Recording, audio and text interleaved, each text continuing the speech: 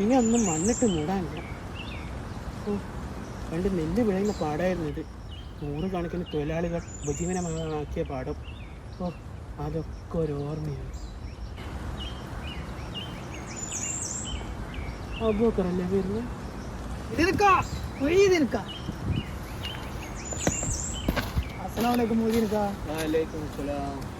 എന്താണ് മൊയ്തീനിക്ക, നിങ്ങളിപ്പോ മൊത്തം കൃഷി തന്നെയാണല്ലോ. ഇനിയൊക്കെ പോരേലൊന്ന് കുത്തിരിഞ്ഞൂടെ? ഞമ്മക്ക് അതിനാകലടോ. നമ്മളെ ബാപ്പാൻ്റെ അപ്പയും വീശിച്ച് തന്നെ ജീവിച്ച 2 മനുഷ്യന്മാരാ. ഇപ്പോഴത്തെ കുട്ടിയൊക്കെ കൃഷി എന്താണെന്ന് അറിയോന്നേ?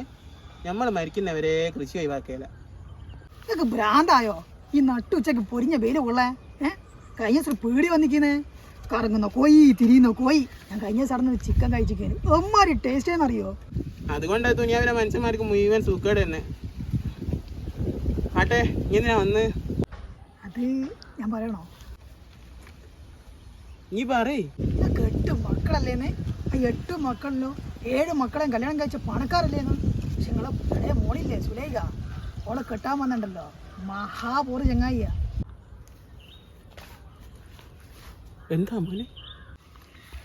ഓ മഹാ കച്ചറാന്നേ. കഴിഞ്ഞ ദിവസം നമ്മളെ പോകരി സൈമല്ലേ, ഓനെ അടിച്ചങ്ങ് ചുരുട്ടി കാണിക്ക്. അത് മാത്രമല്ലാതെ ഓരോ കുപ്പി അടിക്കണം, ഒറ്റ അടിക്കാൻ കയറി കളയും. പിന്നെ ഓൻ്റെ പോരല്ലേ മുറുകാൻ അയക്കുന്നേ. പക്ഷെ അതുപോലെയാണ് നിങ്ങളെ പോരാ. മാളികയല്ലേ മാളിക. അത് ശരി, അങ്ങനെ ഉണ്ടല്ലേ? ഞാൻ ഓർത്തില്ല. നീ പറഞ്ഞേരാ ഞാൻ ചിന്തിച്ചേ. അങ്ങനെ വരട്ടെ, നിങ്ങൾക്ക് പറഞ്ഞാൽ മനസ്സിലാവും. അതാ ഞാൻ നിങ്ങളുടെ അടുത്ത് ഓടി വന്നേ. എന്നാ പോക്കരെ, നീ കേട്ടോ, നമ്മളെ കുട്ടികളെ കൊണ്ടുപോയാലൊക്കെ അല്ലേ തനി പാവങ്ങളാ. അതിലൊരു പോക്കിരി കിടക്കട്ടെ എന്നേ. ഇത് നീ വെച്ചോ, 500 ഉറുപ്പ്യുണ്ട്.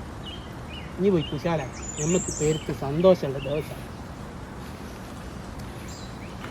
നിങ്ങളെന്ത് മനുഷ്യരാണ്, ഉളുപ്പിലാണ് പറയുന്നത് കേട്ടോ. അപ്പൊ ആർക്കായിരുന്നു കല്യാണം മുട്ടാൻ വന്നതാ. ഗോപാല ഗോപാല. ഓ, എന്താ ചെയ്യാറ്?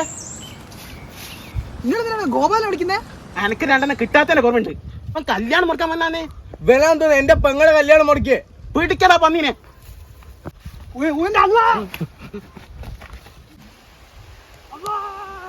കള്ളപ്പന്നി